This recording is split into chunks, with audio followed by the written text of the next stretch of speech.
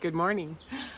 Today I'm out on the middle fork of the Flathead River. A different perspective. The bridge that I sat on was behind me yesterday or last week, and this time you can see the river and the birds are sitting right in the trees above me. So today I want to talk about something that's called bigger than the flares, because over the last few weeks you've noticed that I've been talking a lot about the solar flares and how they're affecting us, and yes, they're continuing to do that. And I'm noticing something different.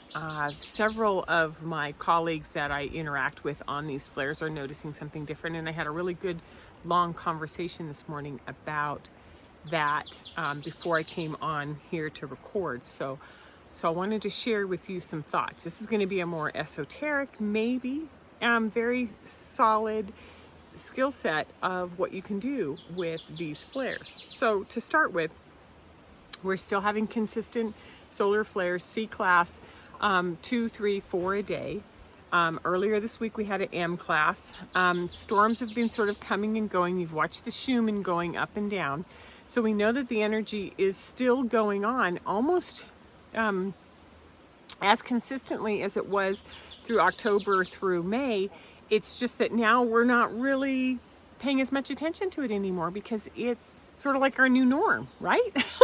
It's like, yeah. So my body's starting to get used to it. I'm starting to understand what this is all about. The agitation and reaction for some of us is getting more intense. You're going to notice people are crunching up. They're getting more, they're experiencing more pain, more anger, more frustration. And then there are those of us who are kind of going like, this is normal, like this river's just flowing. And that's sort of what we're doing with our lives right now. Behind it is something bigger though. It's something much, much bigger. So it's behind the solar flares and the geomagnetic storms, or it's partnering with them. I'm not really sure. And this is where I want to explore this with you, because we know that the flares are like frequency, right? They're coming in and they're hitting. You can look at my previous videos and notice that they are expanding. They are working with our cellular system. They're helping us sort of burst out of some old disease conditioned stuck patterns, right? And they're aligning our cells, they're aligning our bodies, they're aligning our lives with things that we haven't had to deal with for quite some time, right? They're also creating, this alignment is creating some discomfort, some change, some clarity. For me, even like purpose, like, oh man, being happy is actually a much bigger job than I thought it was. And let's get this body happy, right? Moving in the idea of more towards your purpose, in your direction, new directions, right? So again, some of us are going to feel scrunched up. Some of us are going to feel like, oh my gosh, I can't breathe. I've got this pain. I've got that pain. I have headaches all the time. There isn't enough CBD. There isn't enough prescription drugs to help me with the levels of pain that I'm experiencing, right? And we're enduring it and we're struggling. And some of us are open and shifting. This is choice. This is how we partner with these flares, right? But this bigger energy, it's different because it's sparkly. It's like a light green effervescent. And I had my friend Ashley and she said, it's like green effervescent. It kind of bubbles on your body. And I was like, it feels like the Northern Lights. Because when the Northern Lights up here in Montana really came down during one of the storms, I noticed that it was a familiar feeling. It was sort of an effervescent, joyful, bubbly feeling in my body that I had during the eclipse in 2017. So I'm like, what is this? And what is this? And putting a color to it, light, effervescent green, putting an emotion or a feeling in your body, sparkly, sort of like excited, maybe is a way to put it. So it's a very high, soft frequency. It's fluffy, it's inviting, it's welcoming. To me, it's like a glimmer of what's to come. It's a glimmer of like, oh, so on the other side or at through these flares, through these geomagnetic storms, there's something else. And as a clairsentient, which is I have several clairs that operate real strong, very strong, right? But my clairsentient is like, I can describe how it feels. I can describe how it feels in my body. So to me, it feels old, it feels known, it feels familial, it feels ancestral. And as it's coming into my body, it feels like, just relax. You got this. Just relax. Which is not something that someone who's been sort of type A, pushing at the world, controlling things, knows how to do very well, right? And that sort of loosening of the hand and relaxing and saying, just sort of fall into this green, bubbly, bigger energy that's associated with these flares, and let the flares navigate me through that so that it's peaceful, it's collaborative. I'm creating a connection with many more things in my life, and it's almost like there's a lightening of being, right? Like, oh, so it doesn't have to be this hard if I go with the flow. And so again, choosing a river that is just constantly moving, that is almost an effervescent green. It's peaceful, and the birds are chiming, and the wind is blowing through the aspens above me. It's creating something that I can hold on to and say, if this is possible, let this be true. Let this green, effervescent, big energy with and behind these flares be true. So what are you noticing in and around between these flares? What are you noticing in your body that's changing? What are you experiencing right now? So you can pause it, you can journal, you can write some notes down into the comments, but I'd love to hear if you can feel this bigger energy behind it, and what does it feel like to you, or what resonates with what I'm talking about. So I have 6.6 tips for you today on how to approach this something bigger than the solar flares, right? Ways to access this bigger energy. So I think the first one is to do a centering technique. So first and foremost, you put your left hand right on your chest. And if you don't know, or right on your chest, right where your heart is, put it right over your heart, right? And then put your left hand on top of it, and then provide just a little bit of pressure so that you can actually feel your body. Breathe in, breathe out. Make sure that this center that you're holding onto with your hands is all that you can feel. Close your eyes. Imagine that your heart is in the center of your body. Imagine that your heart is in the center of your field. And we talked about fields last week, or 2 weeks ago. Imagine that this heart is in the center of the field that's in the center of the universe. And so then, closing your eyes, you can hear the wind through the aspens. You can hear the birds.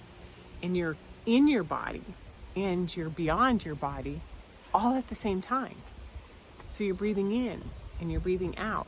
And what that does is it takes us through the mental, oh, this hurts, that hurts, this isn't working, I don't know what to do about him or her, or I'm worried, into everything is peaceful for this moment while I'm holding on to my hands on my heart and breathing, right? When you're in that spot, it's almost like you can allow gratitude to come in, which is, I'm actually thankful just to be able to have this breathing space right now. I'm thankful for where I'm standing. I'm thankful for all that's around me. I'm thankful. And then when we become thankful, when we show gratitude, what happens is it sort of exudes out of us tenfold. So then we're in that partnering, and it's sort of like an infinity where it comes in and it goes out, and it comes in and it goes out. And we're going to talk a little bit more about the infinity, right? So tip number 2 is to hold both the horizontal, I'm over here, right? Here's my field, and you can just sort of extend your arms. All that I am is right here on this horizontal, in the 3rd dimension on this earth. And then you can also hold the vertical, right? As above, here's my feet below onto the ground. And again, you hold that infinity. And at that cross point in the middle, again, is that heart. So being able to do both of those and just say, I'm at the center, I'm at the center, I'm at the center. is of the infinity sign, both on the horizontal and on the vertical, is a very, very powerful way. So I sort of see it as a 4-leaf flower. I see it's been used in the cross with the extended bottom. It's been used in a lot of different symbols throughout our history. Number 3, I learned something really interesting this morning when I was talking with Ashley, was that the heart doesn't know how to distort things. Think about that. Number 3, the heart doesn't distort. Our mind distorts. Our mind recalls associations, patterns, memories from things that we've experienced, but our heart doesn't do that. Our heart doesn't distort. It experiences and informs us, which means that as an intelligence, it is 5,000 times more powerful than the brain. So what we do by dropping into our heart and breathing from our heart and holding our heart and experiencing from our heart is that there's no distortion. There's no false messaging coming through, which it helps us sort of break the pattern, like break it of programming, conditioning, in external information coming into us. Our heart doesn't distort that. So go to the heart. It doesn't distort. That was number 3. Number 4, soften. Soften when you feel yourself clenching. I have a migraine coming on. Oh no, soften. Go to your heart, breathe into it. Softening is actually a way of opening and allowing and surrendering into something. And softening isn't something we as a culture know how to do. We know how to grit and we know how to fight, but we don't know how to soften and flow with it. Again, the river, just soften and flow. You're on it, just go with it. Just go where it goes, right? So soften with yourself. Soften with your thoughts. Soften with your children. Yeah, I know. Tell me more about that. Don't fight with them. Don't push with them. Don't steer or condition them. Soften. Soften with your partner. Soften with your workmates, your colleagues, right? Soften with the world. Soften with the clerk at the grocery store. Soften. Try softening and see what happens to your idea of the flares and this agitation or accessing this bigger energy, right? I had 5, but I had 6, but I think there's actually just 5, because to calm down the agitation is also to soften. So it's redundant, right? And then the last one, number 5, you're going to see me move all over the place because I get distracted when it's this lovely outside and there's people walking across the bridge on the trail and all of that. The final one, number 5, compassion. Compassion for ourselves, compassion for you, compassion for everyone around you, compassion for this world of ours as we are being pummeled by change in every direction. And some of us love change and some of us don't know what to do with it. So change, asking us to stretch, asking us to soften, asking us to access parts of us we don't know. Have compassion for all of this. I think that's it for right now. I'm going to invite you to put comments down. Tell me what you're experiencing. Tell me what softening feels like. Tell me if you've practiced these and what they feel like. Because the dialogues are starting to get really interesting in these, and I love them.